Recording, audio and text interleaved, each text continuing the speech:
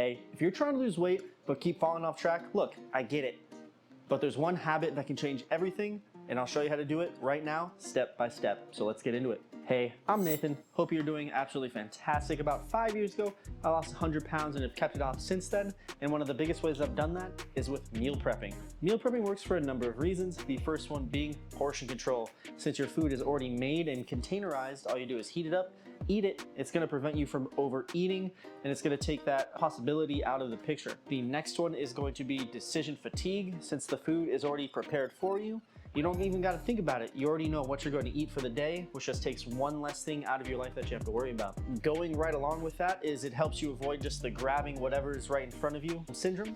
And so since it's already made, you already have it pre-planned, it's going to be easier to stick to that plan since you've already established what you are going to be eating. The next reason is it helps you avoid those grab whatever moments since you already have a plan. And once you have that plan established, it's going to be a lot easier for you to actually stick to it.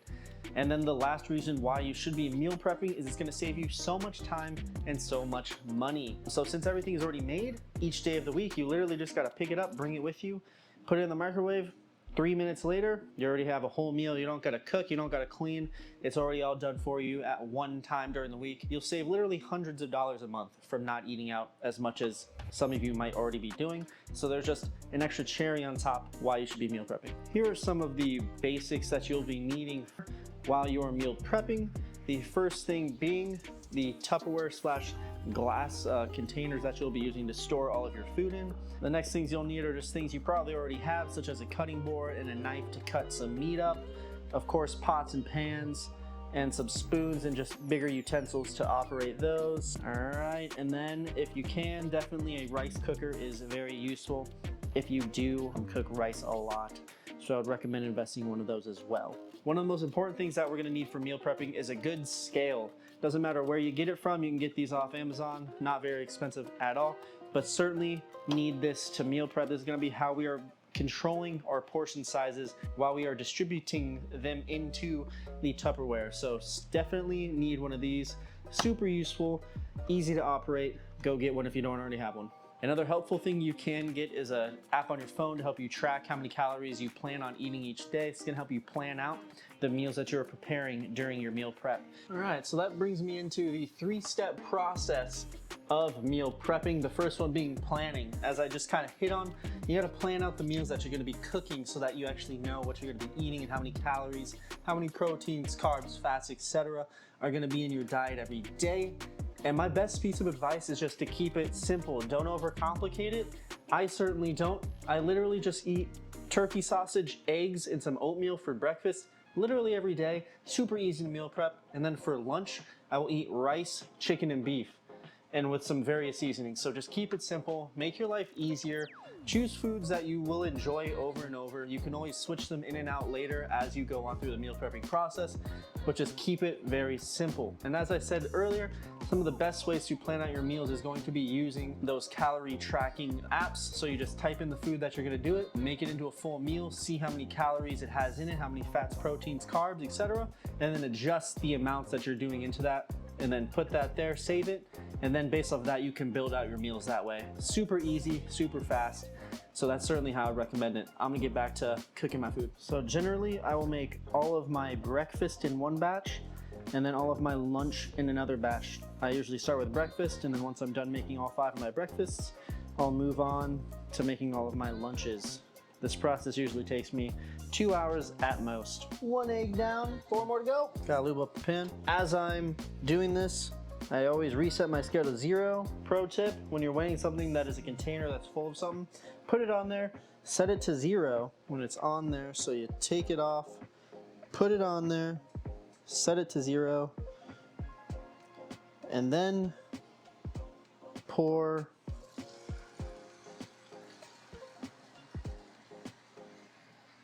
and then you can see I'm going for 135, so now it's at 80, so I need more. 123, usually I'm a little better at this. 144, a little over.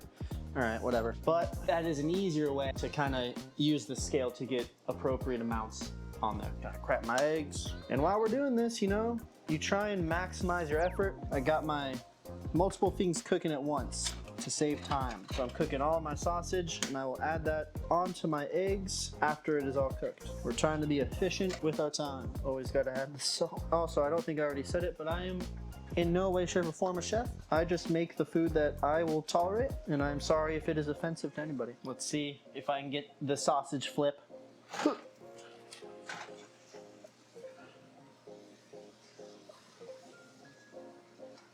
Well, mostly. Not bad. What I do is I wait for it to pretty much cook all the way through, and then I chop it up, because that makes it easier to transfer into the containers. So we'll get to that once it's ready. Chop, chop, chop, chop, chop, chop, chop, chop, chop. It's just gonna make it easier for us when I'm transferring all of this into the individual containers with the eggs. Gotta love it. All right, now that we got all of the eggs cooked and in their containers, and the sausage is cooked, now this is where I will make sure my scale is on ounces, and I will carefully put 2 ounces into each one, since I know that 100 calories is in 2 ounces, and that is what I'm going to be eating with my breakfast each morning.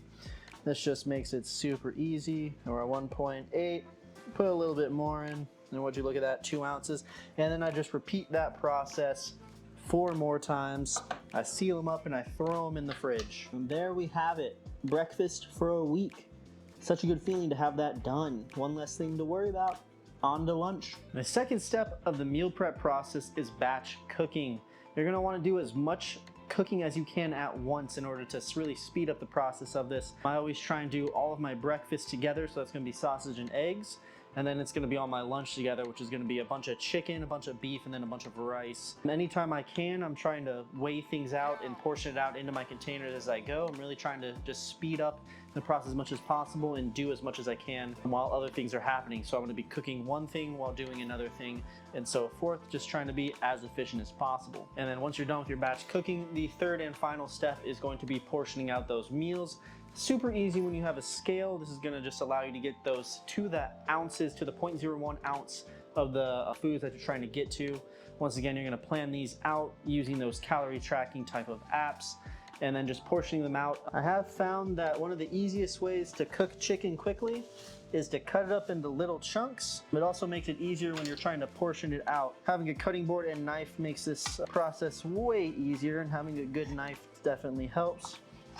I just grab a couple strips at a time, line them up, and then just cut it out. I like ground beef because I literally just have to throw it onto a pan and it does its own thing. I just mess with it every once in a while. Super easy to batch cook that. So I just cut all of my chicken up and then I will throw it all together into a pan with a lid so that it cooks extra quickly. Obviously with chicken, you want to be careful and make sure that it is cooked all the way. I'm not trying to get no salmonella, no salmons. I think that is it for my chicken. Super exciting. And then I manhandled it. I just get all in there, throw it in a pan, whammy. Now as you can see, just batch cooking all of this meat, super duper easy. I'll just tend to it as I need to. I already batch cooked all of the rice that I'll need for the week is easy, so prepared on that. For seasoning, once again, I just keep it simple, just some garlic salt that I'll apply in generous amounts a couple times. And I'll get the other side, same for the chicken. As I've said before, I am no chef.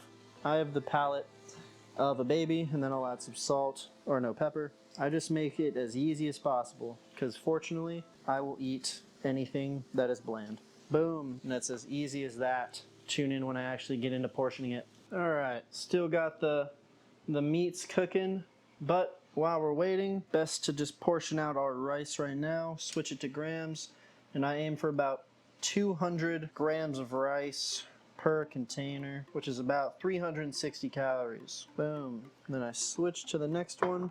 You gotta try and lay everything out so that it's readily accessible. Makes it super easy. Of course, I eat very simple foods, so user experience will vary on how long this takes, but it's only been an hour since I started this whole process and I'm not gonna take too much longer. So it's a very fast, high payoff thing to do for time invested. It's gonna save you a lot of money and will help you stick to your diet. There's just no downsides. Besides maybe it's not as yummy as it could be, but there's other times to eat yummy foods. All right, the ground beef is ready to be put into the container. make sure on ounces, I'm going for 4 ounces, and then I literally am just gonna scoop it in there and make sure I get the right amount of ounces. If I go a little bit over, I will survive, I think. Unfortunately, this process can be a little messy, but that's why we try our best to not make a mess. So we just get it all into there. Got the chicken still cooking, but as I said, we're trying to be time efficient. So while that cooks, I am going to save myself some time and just load this in there while it finishes cooking. That is a little too much over, so I'm just gonna pick some out. Ow, and be careful not to burn yourself. Close enough, but I'm just gonna repeat this process for the remaining 3. All right, now the chicken is done, and now I'm gonna put 4 ounces of chicken in each container as well. Super easy. And this is pretty much the final step for my meal prepping. It is that easy. This is gonna last me 5 days for lunch and breakfast. Now I can take my lunches and breakfasts with me to work or to class, whatever your situation is, and that'll just save me a lot of time and money. And there you have it. Behind me I have my breakfast and my lunch for 5 days during the weekdays, allowing me to take it with me to class or work or whatever your situation is. Super convenient. Don't worry about the dishes behind me. Now that they're all cooked, just gotta keep them in the refrigerator and they stay good for about a whole week. If you're gonna store them for any longer, I'd suggest putting them in the freezer, but I'm gonna put mine in the refrigerator. Don't look at my butt. Just kidding, you can look at my butt. All nice and beautiful in my refrigerator on the bottom shelf. Gotta love it. Now that the cooking is done, one of the most important parts of this is cleaning. So I'll catch y'all when I'm done cleaning my kitchen. All right, done quickly cleaning up the kitchen. This is something that you should definitely try to stick with long term. Try and batch cook at least 1 to twice per week. I only do it once a week. That being usually on my Sundays. I will cook everything Monday through Friday, excluding dinner, just so that I can take it with me to class or to work, depending on the day. Definitely would recommend if you're trying to seriously lose weight, increase performance, or just eat the right amount of foods that you should be based off of your own calculations. This can incur some like palate fatigue every once in a while, so you obviously have the option to rotate in and out foods.